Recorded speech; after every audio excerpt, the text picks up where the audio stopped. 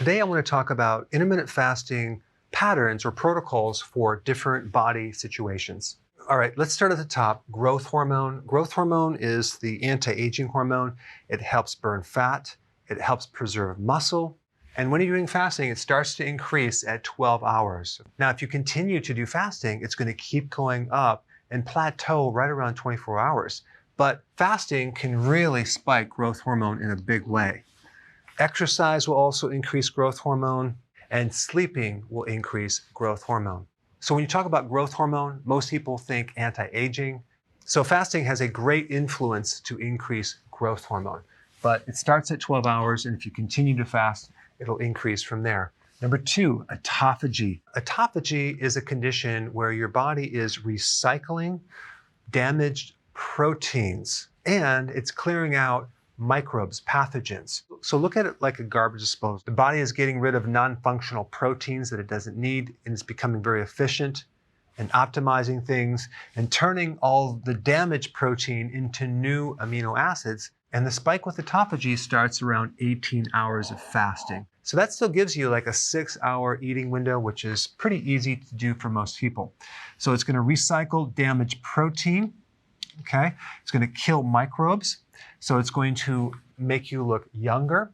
It's going to help break down something called amyloid plaquing, which is in the brain. It's another tissue. Patients who have Alzheimer's usually have amyloid plaquing. So it disrupts the communication between neurons. Also in the liver, it can help break down unwanted protein, as in cirrhosis or fibrosis. So it's going to help break that down to some degree. And also autophagy will help get rid of AGEs, advanced glycation end products. This is a result of combining protein with sugar. The proteins become sticky, they're no longer functional, and there's no benefit to them. They create all sorts of health problems. And the other cool thing about autophagy is it will kill and clean up pathogens and even viruses. So people that have chronic fatigue syndrome a lot of times have a hidden chronic infection in the background. So when they get into autophagy and you clean up the microbes, all of a sudden their energy starts going higher and higher, and they're not sure why, but it's dealing with this hidden infection. And of course, if you do this longer, you'll have more autophagy. All right, number 3, inflammation. You can really see a drop in inflammation when you do OMAD, 1 meal a day. So you're fasting for 23 hours and you're eating for 1 hour per day. So when you're doing OMAD, you're really knocking down that oxidative stress, which is corroding and corrupting all the tissues. Also, you're improving inflammation and arthritis, the inflammation in autoimmune conditions, and gut inflammation. And this also applies if you get sick with some lung issue or the flu. If you do OMAD, you can really speed up the recovery process. Number 4, cancer. Now with cancer, I would recommend doing OMAD, 1 meal a day. That's 23 hours of fasting with periodic prolonged fasting. Now why? Because cancer lives on 2 things, glucose, okay? But if you're on a ketogenic diet and you fast, you're going to starve off cancer that way. But also cancer lives on glutamine, which is an amino acid. So the more that you fast, the more you can reduce glutamine. The problem with glutamine is it's in pretty much all the foods that you eat, so it's very difficult to avoid it. And a lot of times people are caught between a rock and a hard place because they want to avoid that amino acid, but they also want to avoid the breakdown of muscle protein. So one strategy that some people do is they take certain combinations of all the essential amino acids as a supplement while they're fasting to get all the amino acids except glutamine. So the combination of routine OMAD, 1 meal a day, with maybe weekly prolonged fast for 48, maybe even 72 hours, and on top of that, consuming a good amount of cruciferous vegetables when you're eating is going to be very, very smart to start building up your immune system and decreasing something called angiogenesis. So tumors, for example, need a blood flow. When you consume cruciferous, it can help to limit the amount of blood supply to tumors. All right, number 5, stem cell. What's a stem cell?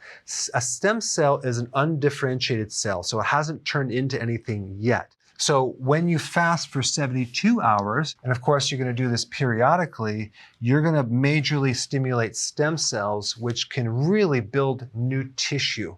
So wherever your body needs to grow new tissue, whether it's in the colon, in the immune system, in the brain, you can actually increase the stem cells by fasting a bit longer than you would normally fast. There's a certain protein in the body called pKa, and when you fast, you decrease this protein, and that will activate the stem cells. Next thing is stubborn weight. So most people fast to lose weight or religious reasons, and some people do it for health reasons. But if you have a stubborn weight situation, like really stubborn, I would recommend doing OMAD, 1 meal a day, every other day. So you're eating every 48 hours. Make sure you're getting your nutrients. But this is necessary for some people to really tap into the fat, especially if they had a history of diabetes. But the key is making sure you have the right nutrients because you're fasting for a good period of time. So definitely enhance your diet with nutrients and make sure that when you eat, it's really nutrient-dense foods.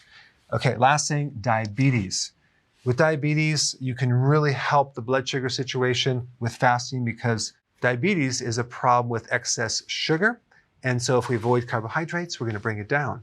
Now, the problem with doing it as a diabetic is that you must check your blood sugars routinely and get with your doctor to adjust the medications, because if you lower the blood sugar and you take the same amount of medication, you're going to end up with severe low blood sugar because you're taking medication when you really don't need it. So when the blood sugars start going on the low side, you shouldn't be taking insulin or even other diabetes medication, because all it's going to do is it's going to drive it down even lower. You can even end up with some pretty serious problems.